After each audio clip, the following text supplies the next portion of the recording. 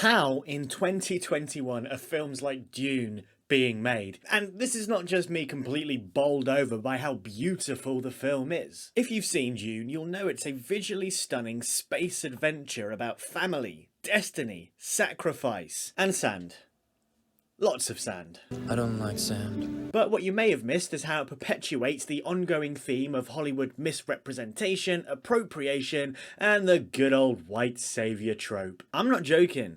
This shit kind of pissed me off. So let's start with the misrepresentation of minoritized race people. What you may have quickly noticed in the opening throngs of the film is how any character in a position of high status or power was white, be they House Atreides or House Harkonnen. Every minoritized race character was either a subordinate, caregiver, or a native to the planet Arrakis.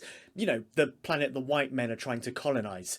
You see where this is going? Even in sci-fi fantasy where the race of humans shouldn't be an issue, the bare face of it is a crying issue. And if only it stopped there. Of the 7 speaking minoritized race roles in the film, only one, Zendaya's Cheney, survives by the end of the film. And that's probably because she's only really in the last 5 minutes of it. Not that that meant much for Babs Olusemankin's Yamis. Of course, you could argue that everybody practically dies in this film, and yeah, that is near enough true, but when you couple it with the fact that none of the minoritized race characters are of a high status, their deaths feel expendable rather than any real loss. Jason Momoa's Duncan Idaho comes close to resembling a fully fleshed out character, but I think that's kind of more down to Jason Momoa's charm than anything else. When you come to a film this grand with this much spectacle and a real tour de force of what cinema can produce, you kind of expect that to encompass how the film is populated as well.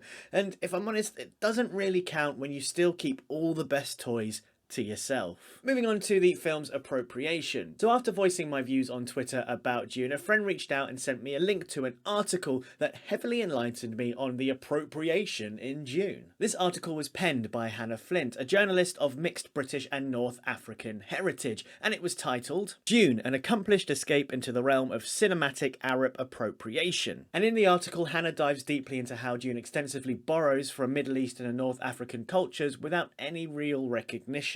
And this is mainly reflected in the people of Arrakis, the Fremen. A lot of their dialogue uses Arabic words. A lot of the architecture is reminiscent of North African architecture. And many of the main Fremen characters are played by actors with Eastern and Western African heritage. Hannah also cites in the article that we get Javier Bardem doing whatever the Arab version of blackface is. And I've cherry-picked some of my favourite things from that article and put them here in this video, but I really recommend reading the article yourself, a link to which will be down in the description box below if you really want to learn more about how Dune has appropriated Middle Eastern and North African culture into the film. Now let's move over to the white saviour trope. Now come on, we all know about this trope, right? Where the minoritized race people can't surely save themselves until the white protagonist Messiah comes in and saves the day. Other prime examples of this include Avatar, The Last Samurai, The Blind Side, Blood Diamond, Hidden Figures. I could go on. What annoys me most about the white saviour trope here in this first film is that it could have so easily have been avoided. We're working off of source material here, so we can have a good idea as to where the story goes and what it might look like having a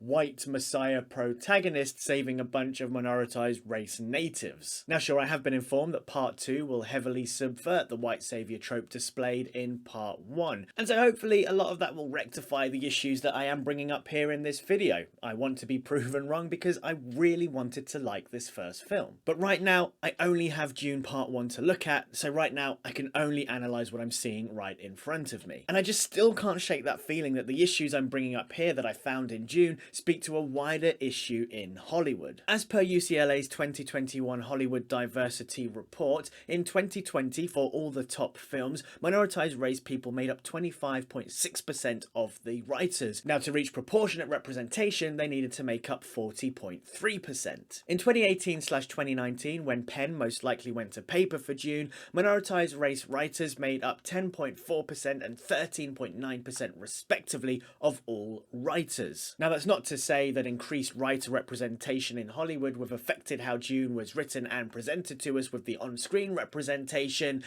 But I am also saying that. Now look, this is only Dune Part 1, and Dune Part 2 has the potential to overcome a lot of the issues I found here in this film. And as I said earlier on in the video, I really hope that it does, because I did really want to like this film. On the flip side to this, if you'd like to see how I adore how Eternals handles representation, then make sure you click this video right here. If you'd like more from me, make sure you subscribe, turning on the bell notification. Until next time, Hakuna MaChatter.